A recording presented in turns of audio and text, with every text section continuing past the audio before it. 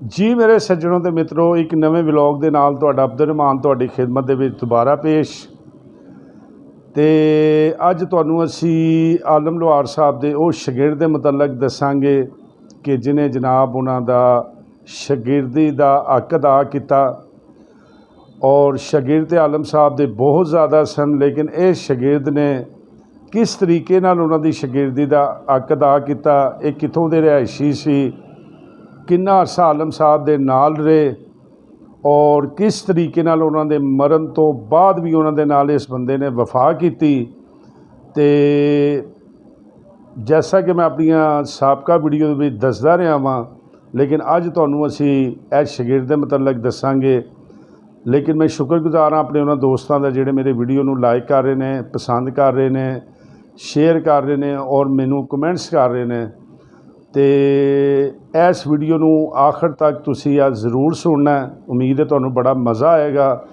ਔਰ ਅਗਰ ਤੁਸੀਂ ਅਜੇ ਤੱਕ ਮੇਰੇ ਚੈਨਲ ਨੂੰ ਸਬਸਕ੍ਰਾਈਬ ਨਹੀਂ ਕੀਤਾ, ਤੁਹਾਡੇ ਅੱਗੇ ਇੱਕੋ ਹੀ ਰਿਕੁਐਸਟ ਮੈਂ ਵੀਡੀਓ ਸ਼ੁਰੂ ਕਰਨ ਤੋਂ ਪਹਿਲੇ ਕਰਨਾ ਹੁੰਦਾ ਕਿ ਤੁਹਾਡਾ ਕੁਝ ਨਹੀਂ ਜਾਣਾ, ਨਾਲ ਦਿੱਤੇ ਗਏ ਬਟਨ ਨੂੰ ਹਲਕਾ ਜਿਹਾ ਦਬਾ ਦੋਗੇ ਤੇ ਚੈਨਲ ਸਬਸਕ੍ਰਾਈਬ ਹੋ ਜਾਏਗਾ। ਨਾਲ ਦਿੱਤੀ ਗਈ ਬੈਲ ਆਈਕਨ ਦੇ ਬਟਨ ਨੂੰ ਦਬਾਓਗੇ ਤੇ ਇਸ ਤਰ੍ਹਾਂ ਦੀਆਂ ਮਜ਼ੀਦ ਵੀਡੀਓ ਤੁਹਾਡੇ ਤੱਕ ਮਿਲਦੀਆਂ ਰਹਿਣਗੀਆਂ। ਕਿਉਂਕਿ ਮੈਂ ਆਪਣੀ ਹਰ ਵੀਡੀਓ ਦੱਸਣਾ ਕਿ ਮੈਂ तमाम ਆਪਣੇ ਉਹਨੇ ਫੋਕ ਸਿੰਗਰਾਂ ਦਾ ਬਹੁਤ ਜ਼ਿਆਦਾ ਖੁਦ ਵੀ ਫੈਨ ਆ। ਤੇ ਜਿਹੜੇ ਆਲਮ ਸਾਹਿਬ ਨੂੰ ਔਰ ਫੋਕ ਸਿੰਗਿੰਗ ਨੂੰ ਲੋਕ ਪਸੰਦ ਕਰਦੇ ਨੇ, ਉਹ ਵੀ ਚਾਹੁੰਦੇ ਨੇ ਕਿ ਸਾਨੂੰ ਇਹਨਾਂ ਗੁਲੂਕਾਰਾਂ ਦੀ ਜ਼ਿੰਦਗੀ ਦੇ ਬਾਰੇ 'ਚ ਕੋਈ ਨਾ ਕੋਈ ਮਾਲੂਮਾਤ ਮਿਲਦੀ ਰਹੇ।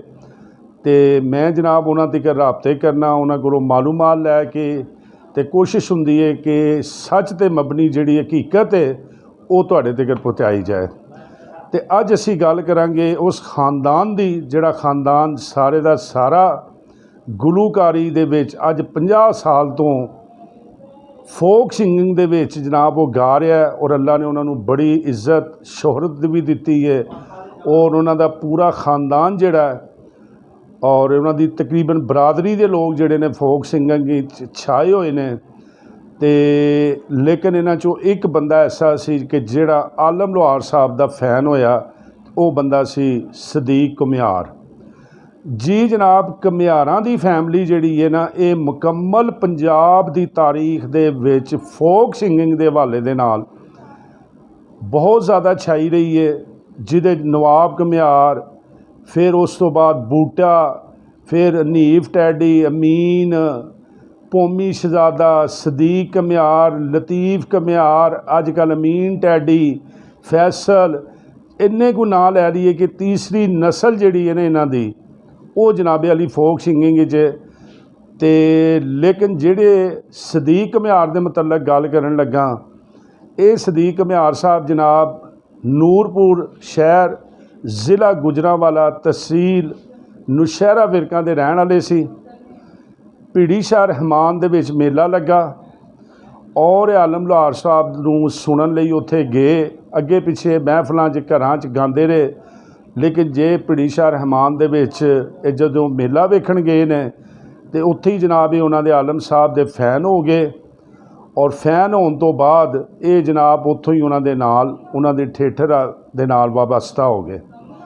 ਔਰ ਫਿਰ ਇਸ਼ਕ ਦੇ ਵਿੱਚ ਐਸੇ ਉਹਨਾਂ ਦੇ ਮੁਬਤਲਾ ਹੋਏ ਕਿ ਫਿਰ ਘਰ ਬਾਹਰ ਇਹਨਾਂ ਨੇ ਨਹੀਂ ਵੇਖਿਆ, ਕੁਝ ਨਹੀਂ ਵੇਖਿਆ। ਫਿਰ ਆਲਮ ਸਾਹਿਬ ਦੇ ਨਾਲ ਹੀ ਰਹੇ ਨੇ ਔਰ ਜਨਾਬੇ ਵਾਲੀ ਮੁਖਤਲਿਫ ਥੀਏਟਰਾਂ ਦੇ ਵਿੱਚ ਹਰ ਜਗ੍ਹਾ ਦੇ ਉੱਤੇ ਉਹਨਾਂ ਦੇ ਨਾਲ ਰਹੇ। ਔਰ ਤੁਹਾਨੂੰ ਅੱਜ ਅਸਲ ਹਕੀਕਤ ਦੱਸੀਏ ਕਿ ਆਖਰੀ ਥੀਏਟਰ ਜਿਹੜਾ ਆਲਮ ਲੋਹਾਰ ਸਾਹਿਬ ਫੋਰਟ ਅਬਾਸ ਤੋਂ ਕਰਕੇ ਆ ਰਹੇ ਸੀ, ਉਸ ਥੀਏਟਰ ਦੇ ਵਿੱਚ ਵੀ ਇਹ ਸਦੀਕ ਘੁਮਿਆਰ ਸਾਹਿਬ ਨਾਲ ਸੀ। ਸਦੀਕ ਘੁਮਿਆਰ ਤੁਸੀਂ ਸਾਬਕਾ ਜਿੰਨੀਆਂ ਪਿਛਲੀਆਂ ਉਹਨਾਂ ਦੀਆਂ ਆਲਮ ਸਾਹਿਬ ਦੀਆਂ ਸੈਬ ਮਲੂਕ ਸੁਣੋਗੇ ਜਾਂ ਬੈਕਗਰਾਊਂਡ 'ਤੇ ਜਿਹੜੀ ਆਵਾਜ਼ ਹੁੰਦੀ ਹੈ ਜਾਂ ਕੋਈ ਪਲੇਬੈਕ ਦੇ ਉੱਤੇ ਜਦੋਂ ਆਲਮ ਸਾਹਿਬ ਗਾਉਂਦੇ ਨੇ ਤੇ ਨਾਲ ਕੁਝ ਜਿਹੜੇ ਹੁੰਦੇ ਨੇ ਗਾਣ ਵਾਲੇ, ਉਹ ਪਿੱਛੋਂ ਬੈਕ 'ਤੇ ਗਾਉਂਦੇ ਸੀ, ਜਿਹੜੀ ਰਿਕਾਰਡ ਸੀ ਉਹਦੇ ਵਿੱਚ ਸਭ ਤੋਂ ਜ਼ਿਆਦਾ ਜਿਹੜੀ ਆਵਾਜ਼ ਹੈ ਉਹ ਹੈ ਸਦੀਕ ਘੁਮਿਆਰ ਦੀ ਹੈ। ਤੇ ਸਦੀਕ ਸਾਹਿਬ ਦੀਆਂ ਬਾਕੀ ਤੇ ਸਭ ਸਿਫਤਾਂ, ਜਿਸ ਤਰ੍ਹਾਂ ਕਿ ਮੈਂ ਆਪਣੀ ਸਾਬਕਾ ਵੀਡੀਓ ਦੇ ਵਿੱਚ ਤੁਹਾਨੂੰ ਦੱਸਿਆ ਕਿ ਜਦੋਂ ਆਲਮ ਸਾਹਿਬ ਦਾ ਐਕਸੀਡੈਂਟ ਹੋਇਆ, ਉਹਨਾਂ ਦੀ ਜ਼ਿੰਦਗੀ ਸੀ, ਉਹਨਾਂ ਦਾ ਰੂਹ ਸੀ। ਤੇ ਬਸ਼ੀਰ ਲੋਹਾਰ ਵਰਗੇ ਵੀ ਸਾਥ ਛੱਡ ਗਏ, ਥੀਏਟਰ ਵੀ ਬਣ ਗਏ।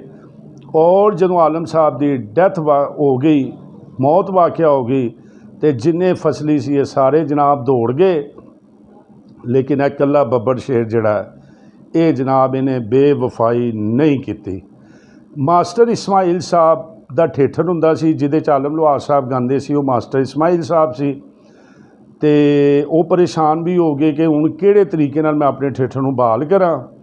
और आरफ साहब, तारक साहब ये छोटे सी काफ़ी ज़्यादा, लेकिन ये वाहद सदीक म्यार सी उस टाइम कि जिन्हें जनाब बिल्कुल आलम साहब दे शागिर्दी का हक अदा किया और जनाब बाकी चंद होर साथियों नूं लैके ते ठेठर नूं चलाते रहे। तो कुछ अरसे बाद फिर आरफ साहब मैदान दे विच आए और मास्टर इस्माइल साहब उन्होंने लैके अपने ठेठर दे विच दोबारा अपने वालद की जगह पर उन्होंने खड़ा करने की कोशिश की। ਉਹਦੇ ਪਿੱਛੇ भी ਜਿਹੜਾ ਸੀ ना वाह मुंडे नाल मोंढा खड़ा करके और हक लाली शगिरदा दा हक अदा करदा होया कल्ला किहड़ा शगिर सी ए सदीक म्यार।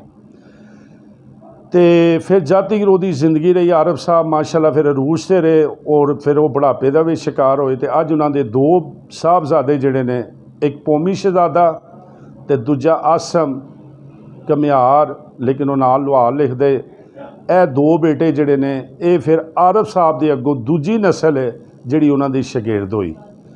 और इस वक्त भी तुसी यूट्यूब ते पोमी नूं सर्च करके वेखोगे, आसम नूं सर्च करके वेखोगे तो यकीन करो एंड फ्री ला के इन्हां दे तुसी जनाब गाने सुनो, इन्हां दी कलाम सुनो तो उही नशा आएगा कि जिहड़ा किसी दौर विच आरफ दा या आलम लोहार दे गाण दा आंदा सी। ते ये दो साहबजादे ने सदीक साहब दे जिहड़े ये भी इस फील्ड च उन्होंने अपने बाप के नाम नूं भी जिंदा रखा और उन्होंने उस्ताद के नाम नूं भी जिंदा रखा और अगों उन्होंने बेटियां दे शागिर्द भी ने।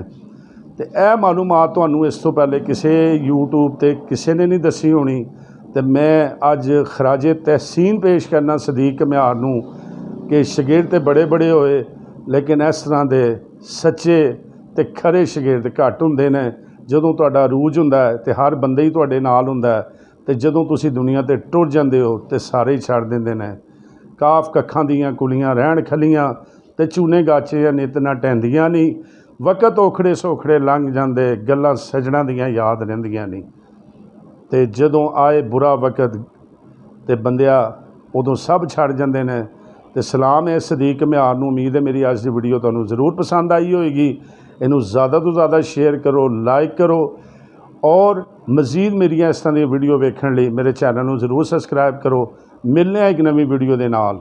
अस्सलाम वालेकुम।